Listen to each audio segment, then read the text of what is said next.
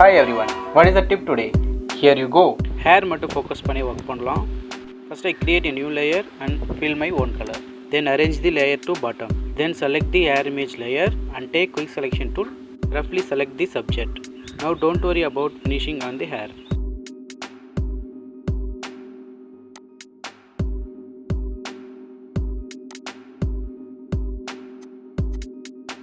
If your selection go wrong anywhere, press Alt key and minus your selection. After that, edit and mask, turn on smart radius. Set the radius level 14. Then mode should be on black.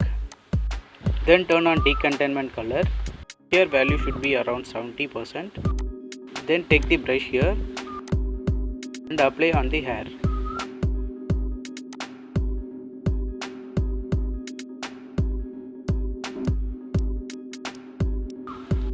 Then reduce opacity around 30%.